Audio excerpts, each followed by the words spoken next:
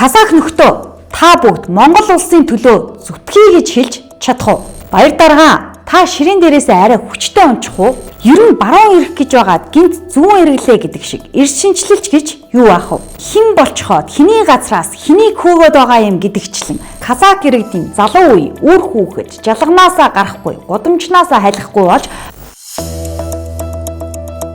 хүүхдтэй ээлгүй хүүхдийн оронд хүүхдийн нэр барьсан улс төрчдийн хэрүүлтэй X дарга Токиод хоол идэх зур хэдэн их найдын төсвийг нь хянах сонсгол нэртэй цуглаан болсон. Улс орныхоо экспортын гол замыг хааж байгаа селфи хийдэг СТН нарын галзуу лайвтай өрсөлдөх чадвараараа сүүл мушгисан халах хасгаараа дуудалцсан Google адуу шиг нутаг руугаа гүйсэн уйдах завгүй солиотой 7 хоног боллоо. Зуны ихэнх сар шувтарч цасаар шуурч нар буцсан 7 хоногийн мэд хүргэе. X shot тавтай морил. Хоёр их гүрний дунд 3 том соёлын уулзварт бүрэн улсаа тунхаглаж тусгаар тогтносон Монгол хэмээх их айлын нэгэн эдис бол Казах үндэстэн. Анх богдхаанд Монгол улсын үед өвлжөөд явъя гэд нүүгээд ирэхэд нь тосож ухтаад буурай дугуулах боломж олгосон. Түүхийн эргүүлгээд бие биенээ түшиж давсан ард түмэн. Монголд төрж өссөн Монгол иргэний үнэмлэлтэй бид нэг монголчууд. Гэтэл улс доторх улс шиг аашилж байгаа зарим Казах нөхдөөс асуух хэдэн асуулт байна. Казах нөхдөө та бүгд Монгол улсын төлөө зүтгэе гэж хэлж чадах уу? Монголчууд хизээч ямар ч цаг үед Гитлер еврейчүүдийг жигшдэг шиг Америкчууд харуудыгаа гадуурхдаг шиг расист үзэл гаргаагүй. Хил соёл, зам заншил, шашин шүтлгийг нь хүндэлдэг, дээдэлдэг. Бүргэдтэй анчтын удмыг хан хэрэмэд хамгаалж хаацаалж ирсэн. Атал өглөө кинонд цагаан дээлт дамжин хэн болцоход хэний газраас хэнийг хөөгөөд байгаа юм гэдэгчлэн төрт ястай, хууль цаазтай тусгаар тогтносон Монгол улсын иргэн яагаад монгол хэлээр ярихгүй байгаа юм. Монгол хэл мэдэхгүй юм. Мэдэхгүй. Энийг ярьж байгааг ойлгохгүй. Монгол хэл мэдэхгүй. Гомбөрнч баг. 21 дугаар баг. 21 дугаар баг. Та төлөөлөгчийнхөө үүргийг ирнэ хэрэг гүйцэтгэж байна. Төлөөлөгчийнхөө үүргийг хэрэг гүйцэтгэж байна. Мэдэхгүй. Хэл мэдэхгүй шат, зам мэдэхгүй шүү дээ. Монголоор ярьж чадахгүй юм. Чадахгүй. Аймаг сум орон нутгийн засаг захиргаа төрийн үйлчилгээ үзүүлж байгаа албан хаагчид яагаад халах хураахаа яснуудаа хахиж хавчаад дарлаж гүвөөд хаалгаа хааж байгаа юм. Монгол улсын төрийн захиргааны байгууллага монгол хэлээр үйлчилгээ үзүүлдэггүй юм уу? Мэдэхгүй ойлгохгүй байх юм уу? Монгол улсын хууль, бодлого шийдэл тэнд хэрэгждэггүй юм уу? Хэдэн зууны турш Монголын ард түмний унаж болсон түүхийн туршид монголчууд бидний нутаг ус атал ямар санаа зорилгоор нэр усыг нь солив. Османы цэрэгт байлдаж Монгол руу дайрч дээрэм хийж явсан олон атмаануудын нэрэмжит газруудыг яагаад олноор бий болгов? Улсаа ухаарахгүй харь илгийн мэт аашилж элдв үндэсний үзэл гаргаж Казах түмэн баян үлгийдөө тайван байна гэсэн мэдэгдэл ямар учиртай юм. Халах Казах, Бурайд Баяд, Дөрүүд бай ялгаагүй бид нэг Монгол биш үү? Халах хасгаараа химлэлдэж, Монгол Казакаараа хэрэлдэж, муухай Монгол, ядуу Монгол, залхуу монголоороо дуудалцах юм уу?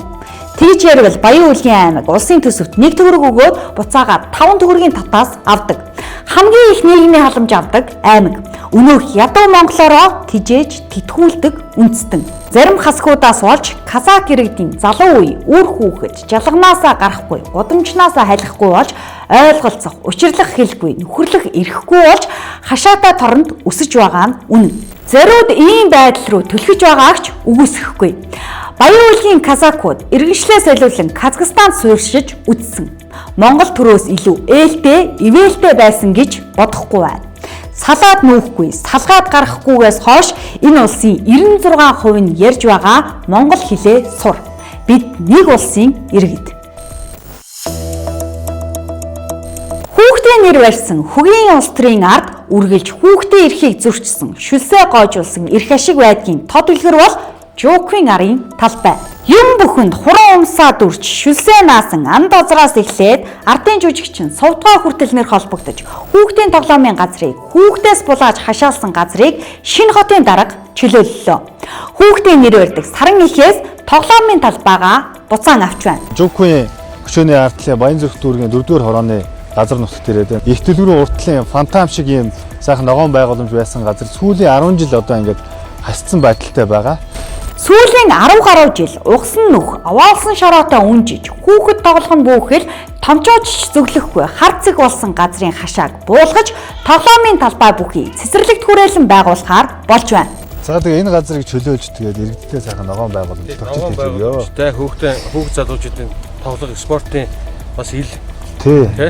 Чөлөө цагаа өнгөрүүлэх боломжтой сайхан санал суудалтай хамтууд маань шатран матраа тоглолцдог. Хүүхдүүдэд дугуй скутерыг унуулцдаг тий. Ийм л байдлаар бүгдээрээ төлөвлөө. Баяраа өөрөө ширээн дээрээсээ унсан штэ гэдэг шиг ам ажил орлого зарлаханд хүртэл алт бэлэм зөрдөг баяр дарга маань гинэт ухаан орсон байна.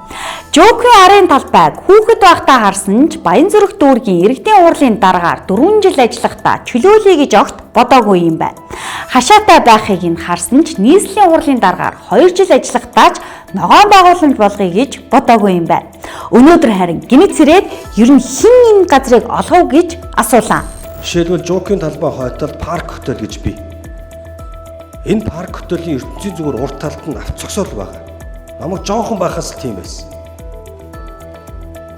Тэгээ энийг хувь хүний эзэмшилд авчид шилжүүлээд өгсөн байсан. Гэхдээ эндээс нэг зүйлийг тодруулъя.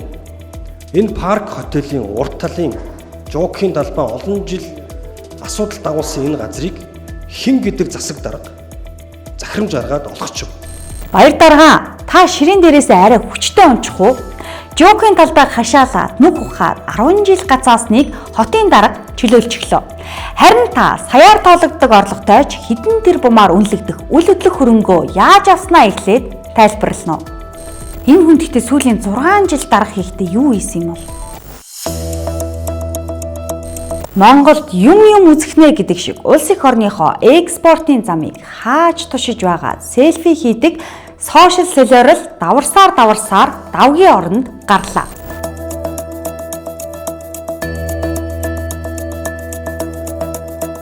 Ил шинжлэл нэртэй хөгжлийн газаагчид чөдөр тушаа болсон улсаа хорлсон нөхдүүд Өмнөгов аймгийн Цагаан хад орчимд авто замыг хааж оюутлогоо компани Зэсийн баяжмал тээвэрлэдэг автомашинуудыг хил гаргалгүй зогсоолоо. Ер нь баруун ирэх гэж байгаад гинт зүүн эргэлээ гэдэг шиг эрс шинжилэлч гэж юу аах вэ? Хөрөнгө оруулагчид Монголыг орхин гарсан, нүүрсний үн шалдаа буусан энэ хэдэн жил оюу толгойн баяжмлын экспортоос орж ирсэн орлогоор Монгол улс амьдралаа залгуулж ирснийг санах учиртай. За оюутлоготой холбоотой олон асуудлууд бий. Энэ олон асуудлуудыг бол гэрээ хэлэлцээрийн шугамар, ширээний ард сууж, хууль дүрмийн дагуу шийдэх ёстой болохоос хуульгүй, дүрмгүй, эзэнгүй улс шиг ийм зэрлэг балмад байдлаар асуудлыг шийднэ гэж болохгүй. Өөрөөр хэлбэл энэ одоо өнөөдрийн энэ хааж байгаа асуудал бол хамгийн нэгдүгээрт Монгол улсын эдийн засгийн аюулгүй байдлыг хортоо ноцтойгоор зөрчиж байгаа халдсан ийм үйлдэл болж байгаа. Экспорт саатвал Монгол улс өдөрт 5 тэрбумын алдагдал хүлээн. Цаашлаад наад зах нь цалин тэтгэвэр хүүхдийн мөнгөө ямар их үүсвэрээр тавих вэ гэдгээс эхлээд асуудал үүснэ. Засгийн газраас оюутлогоо төслийн менежментийн төлбөрийг 50% буюу 2 дахин бууруулж давхардлыг арилгах тохиролцоонд хүрсэн. Үүний үр дүнд Монгол улсын хүртэх өгөөж 1.5 тэрбум ам доллараар нэмэгдэх боломжтой болсон. Цаашлаад зээлийн хүүг олон улсын жишигт хүргэж буулгах зорилготой чухал хилцээр үргэлжилж байхад дөрөнгөө мэт аашилж байгаа нөхдүүд хэний хаанхын гар хүл болж байгааг олон нийт төвөггүй харж байгаа.